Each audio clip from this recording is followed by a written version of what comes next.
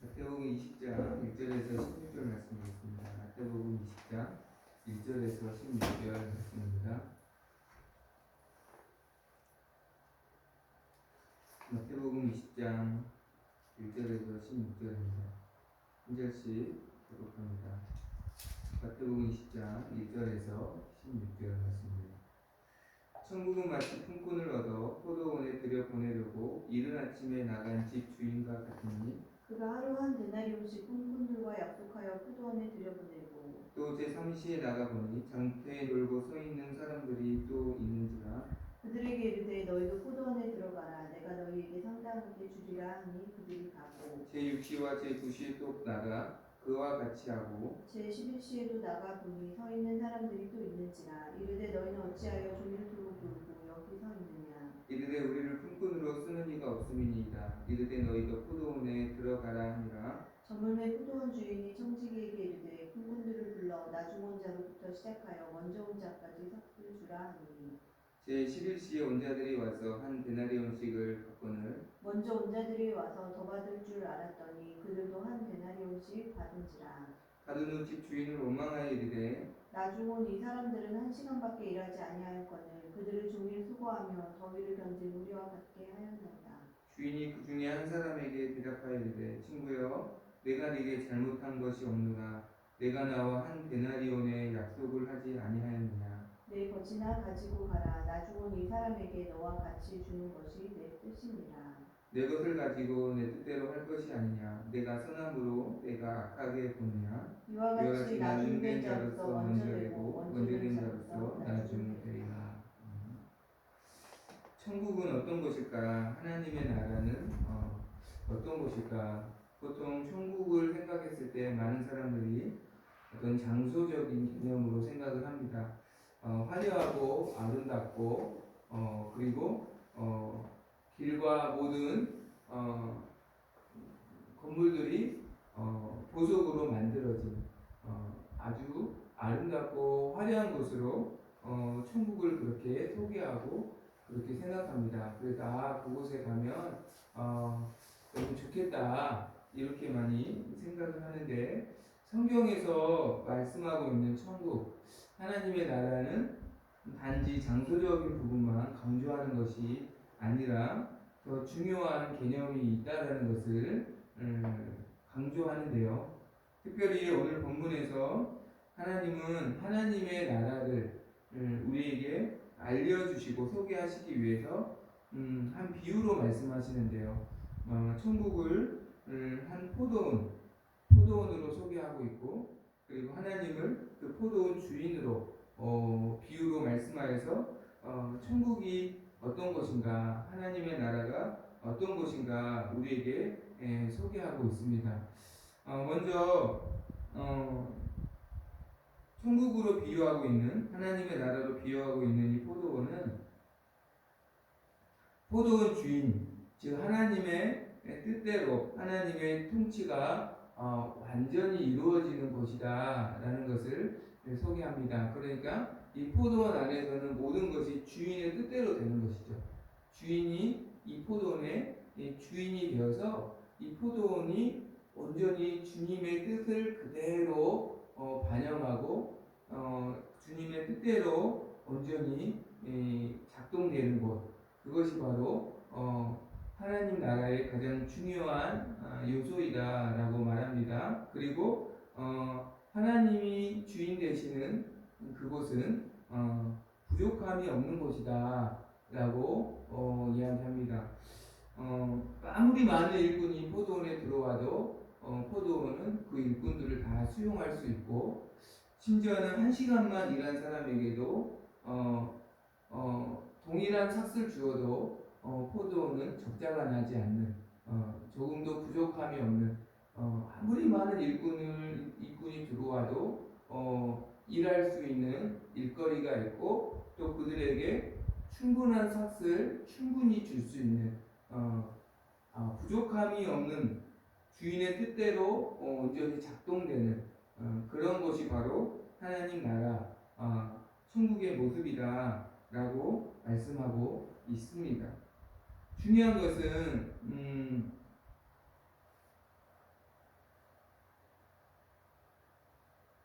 한마디로 말한다면 천국은 하나님이 온전히 주인 되시고 하나님이 온전히 다스리시는 곳, 그래서 부족함이 없는 곳이라고 말씀하고 있는데, 중요한 것은 그렇다면 우리가 이 천국을 죽어서만 갈 수 있는 곳인가? 성경은 그렇게 말하고 있지 않죠. 우리가 이 땅에서도 하나님의 주인 되심을, 하나님의 통치를 온전히 경험할 수 있다면 이 땅에서도 우리가 예수님이 오심으로 가게 될 영원한 천국에서 누리는 그 동일한 기쁨과 또 평강과 안식을 이 땅에서도 누릴 수 있다라는 것이죠. 그래서 더 중요한 것은 하나님의 통치를 이 땅에서 우리가 어떻게 받을 수 있을까? 그것은 하나님이 어떤 분이신가를, 또 어떤 마음으로 하나님이 우리를 다스리기를 원하시는가를 우리가 잘 이해하고 그 마음에 우리가 동참할 수 있다면 우리가 이 땅에서도 하나님의 나라를 경험할 수 있다라는 것입니다. 그래서 본문의 말씀을 통해서 천국의 주인 되시는 하나님은 어떤 마음이시고 어떠한 마음으로 우리를 다스리기를 원하시는가, 이것을 오늘 본문을 통해서 우리가 살펴보기를 원합니다. 먼저 중요한 하나님의 마음은, 하나님은 본문에서 포도원 주인으로 설명하고 있는데요. 포도원 주인은 즉 하나님은 포도원을 위해서 품꾼을 고용하는 분이 아니라 오히려 품꾼을 위해서 포도원을 운영하는 분이시다라고 말씀하고 있습니다. 세상의 모든 기업과 모든 기관은 그 기관의 이익과 존립을 위해서 사람을 고용하고 사람을 뽑습니다. 이 세상에 운영하는 모든 포도원도 마찬가지겠죠. 포도원을 위해서 품꾼이 존재하는 것이죠. 그러나 그렇기 때문에 포도원의 수익 창출을 위해 도움이 되는 품꾼만 고용하게 됩니다. 그리고 그 수익 창출에 도움이 되지 않으면 그 포도원에서 일할 수 없는 것이죠. 이것이 세상의 모든 기관과 또 모든 기업의 동일한 모습입니다. 그러나 하나님의 나라는 그렇지 않다는 것입니다. 본문에서 나타나는 포도원 주인의 관심은 포도원의 수익 창출이 아니에요. 포도원의 수익 창출이 목적이라면 수익 창출에 도움이 되지 않는 사람을 포도원에 들이지 않을 것입니다. 3절에 보면 장터에 놀고 서 있는 사람들을 주인은 포도원 품꾼으로 부르는데요. 여기서 놀고 서 있다라고 써 있는데 이 말씀은 아무것도 하지 않는, 일할 의지가 없는, 게으른, 쓸모가 없는 그런 뜻이에요. 그러니까 별로 포도원에 들어가도 일할 의지가 별로 없기 때문에 별로 수익 창출에 큰 도움이 되지 않는 사람들도 품꾼으로 부르십니다. 뿐만 아니라 포도원 수익 창출이 목적이라면 1시간 일한 사람에게 하루 품삯을 줄 리는 없겠죠. 수익 창출이 목적이라면 1시간 일한 그 1시간 비용에 대한 파트타임의 값만 지불을 할 텐데 수익 창출이 목적이 아니기 때문에 하루의 일당을 1시간 일한 사람들에게도 줍니다. 본문을 통해서 알 수 있는 것은 주인의 관심은 포도원의 수익 창출이 아니라 품꾼에게 삭을 주는 것이에요. 그래서 일할 의지가 없는 사람에게도 일할 기회를 주고 품삯을 주고 1시간밖에 일하지 않는 사람에게도 하루 일당의 품삯을 기쁨으로 주는 것이죠. 주인의 관심은 한 사람이라도 자신의 포도원에 들어와서 품삯을 받는 것이, 그것이 주인의 유일한 관심이고 그것을 위해서 주인은 포도원을 운영하고 있습니다. 그래서 보면 20장 1절에 보면 이른 아침에 품꾼을 이른 아침부터 부르러 나갑니다. 그리고 3절에 제3시에도 부르러 나갑니다. 제3시는 우리 시간으로 9시입니다. 이른 새벽에도 품꾼을 부르러 나가고 9시에도 품꾼을 부르러 나가고 5절에 제6시 12시에도 또 9시 오후 3시에도 동일하게 품꾼을 계속 부르러 나갑니다.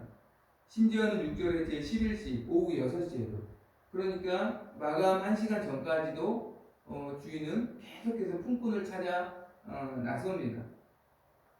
왜요? 품꾼을 포도원에 들여서 그들에게 삭스를 주는 것이 주인의 관심이고 이것을 위해서 주인은 포도원을 운영하고 있는 것이죠.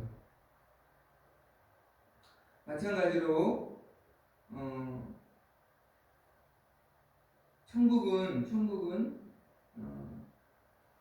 요한복음 14장 2절에 보면 내 아버지 집에 거할 곳이 많도다.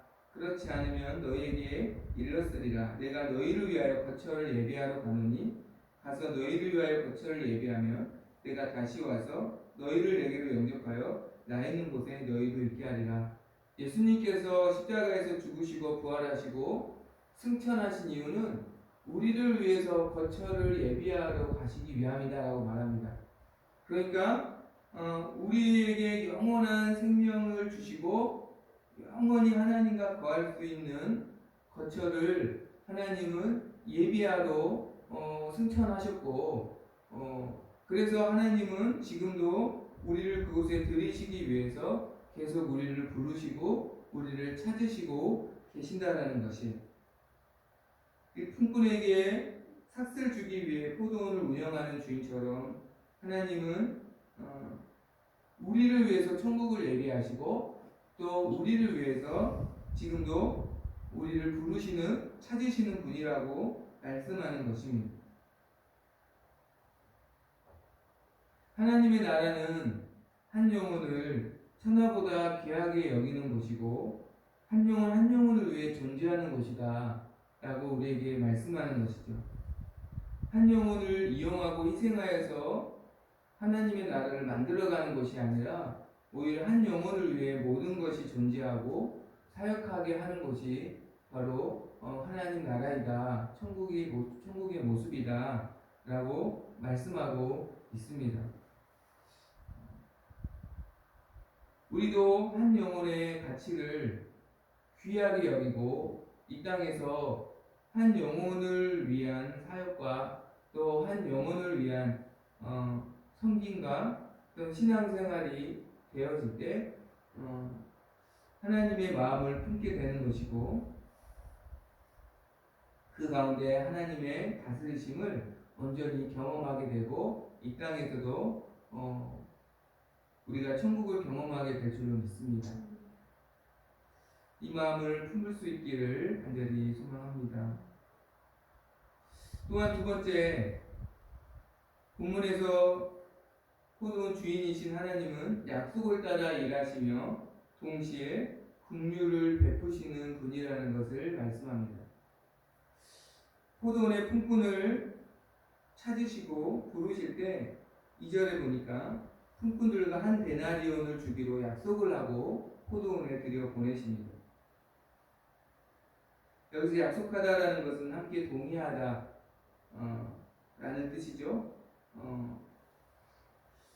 하나님은 우리를 천국으로 인도하실 때도 억지로나 강제로 하지 않으시고 우리에게 약속을 하시고 그 약속에 동의할 때 우리를 천국으로 인도하시는 분입니다. 예수님이 나를 위해 십자가에서 죽으시고 부활하셔서 나의 죄를 사하여 주셨음을 믿는 자에게 이 소식을 그래서 예수님을 믿는 자에게 영원한 죄사함의 은혜가 있고 천국 백성이 되게 하신다는 약속을 믿는 자에게 이 약속을 동의하는 자에게 주님은 천국의 백성으로 저희를 인도하십니다. 강제로 아무리 천국이 좋은 곳이어도 강제로 들이시지 않는다는 것이죠. 동시에 약속대로 한 데나리온을 반드시 지불하셨고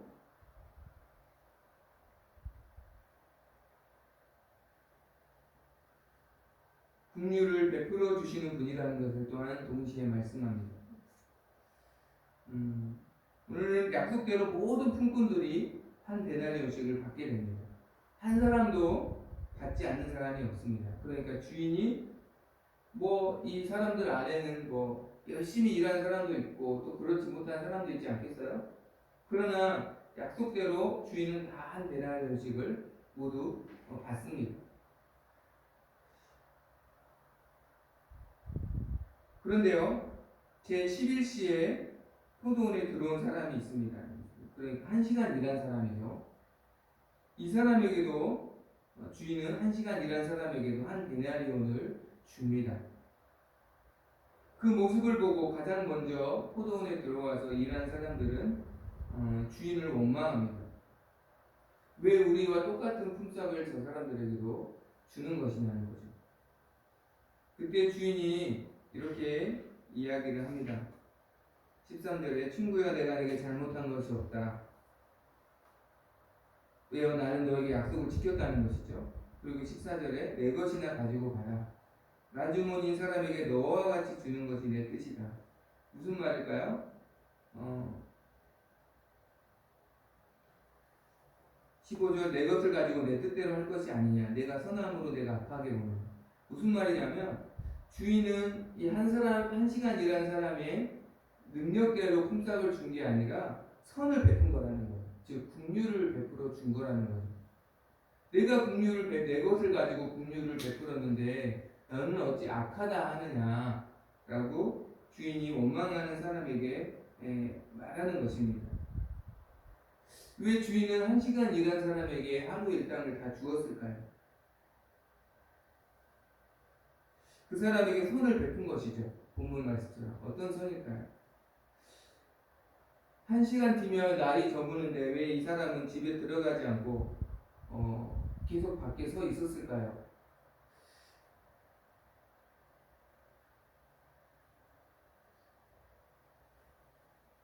자신을 기다리는 가족의 얼굴을 참아 볼 용기가 없어서 그는 밖에서 계속 어차피 오늘 일할 수 없을 거라는 것을 알면서도 그는 집에 들어가지 못하고 있지 않았을까요? 차마 가족의 얼굴을 보고 오늘 일을 못했다. 오늘 저녁에 돈이 없다. 차마 이 말을 굶고 있는 하루 종일 굶고 있는 가족에게 차마 이 말을 할 수 없어서 이 사람은 오늘 어차피 일을 할 수 없다는 걸 알면서도 밖에 서 있지 않았을까요? 그러니까 포도원 주인은 그 사람의 형편을 알았던 것이죠.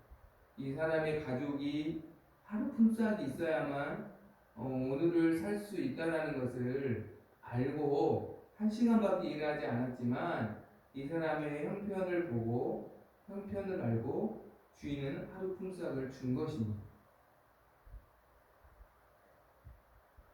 그러니까 포도원의 주인은 약속을 따라 일하시고 약속을 지키는 분이면서 동시에 긍휼을 베푸시는 분이라는 것을 우리에게 설명하는 것입니다. 보통 약속을 지킨다는 것은 요즘 말로 하면 약간 완벽주의의 사람이라고 볼 수 있어요. 이 세상에서는 완벽주의와 긍휼이 매칭이 안 됩니다. 이걸 동시에 갖는 것은 사실은 이 세상에서는 불가능합니다. 보통 완벽주의를 가지고 있는 사람은 그 기준에 도달하지 못한 사람에 대해서 많이 힘들어하죠. 그러나 하나님은 완전하시지만 동시에 긍휼이 많은 분이라는 것, 이것을 다 가지시는 유일한 분이라는 거예요. 그래서 우리의 어떤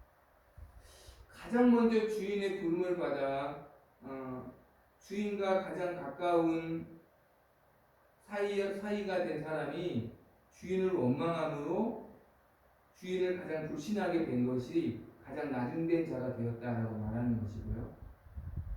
처음에 1시간 일한 사람은 하루 종일 거의 주인과 아무런 상관이 없다가 마지막 1시간 전에 포도원에 들어가서 하루에 품삯을 주시는 주인의 그 은혜와 사랑에 감사함으로써 주인을 더욱더 신뢰하는 가장 먼저 된 자가 되었다라고 말하는 것이,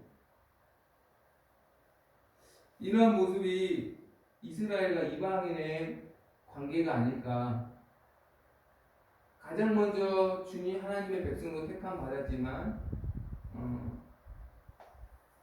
가장 극심하게 예수 그리스도를 대적하여서 나중된 자가 되었던 이스라엘, 반면에 처음에는 하나님의 구원과 상관없는 삶을 살았던 이방인들이 그러나 나중에 예수 그리스도를 가장 사랑하고 그 은혜에 감사하는 자가 되어서 먼저 된 자가 된 이스라엘과 이방인의 관계이고, 또 누가복음 15장에서 보면 탕자와 그의 형의 관계가 아닐까, 그런 연결을 우리는 충분히 생각해 볼 수 있죠.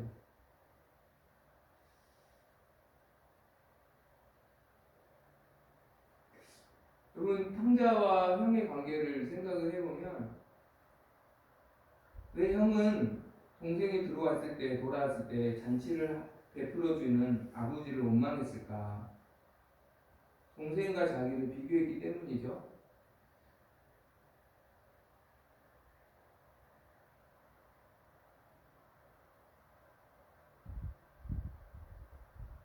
그러자 아버지가 이렇게 말하잖아요.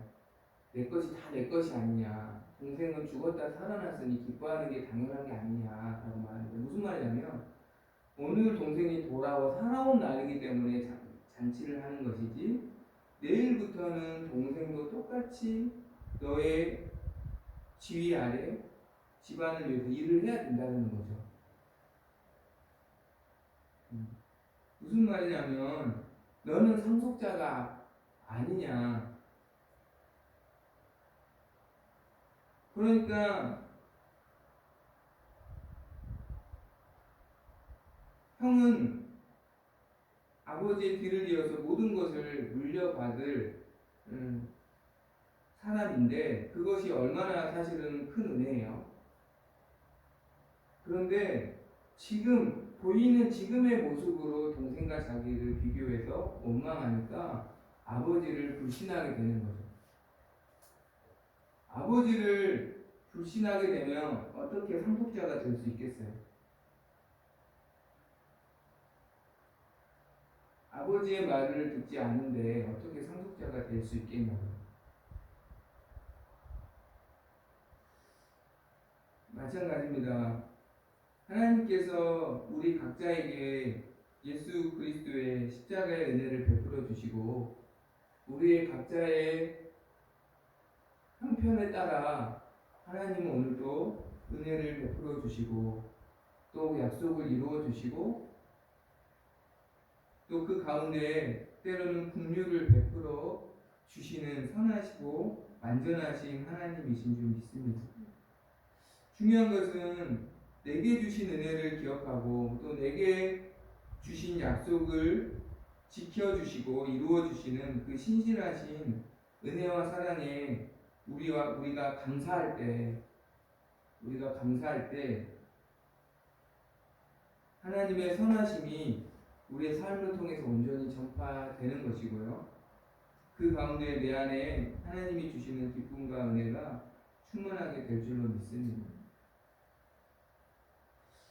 서로 보여지는 모습을 가지고 비교하지 마시고 각자 내게 주신 은혜에 감사할 수 있는 저와 여러분이 되기를 소망합니다. 하나님은 선하시고 또 신실하시고 또 긍휼이 크신 분임을, 여러분 그럴 수 있잖아요. 하루 종일 일한 사람도 때로는 몸이 아파서 1시간밖에 일할 수 없는 날이 올 수 있잖아요. 그럴 때 주인은 자기에게도 은혜를 베풀어 주실 거라는 거죠.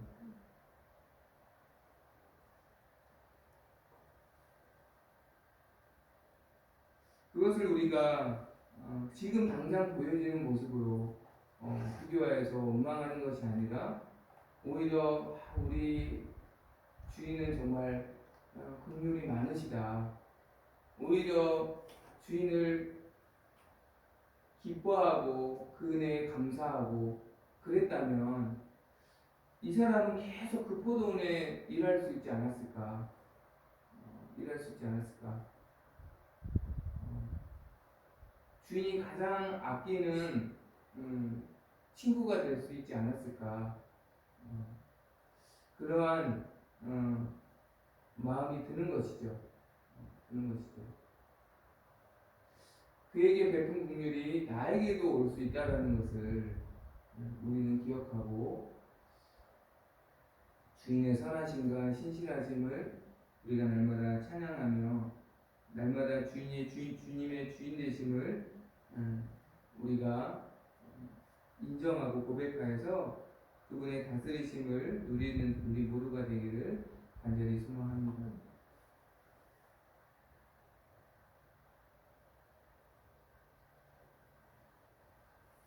네, 찬양하겠습니다.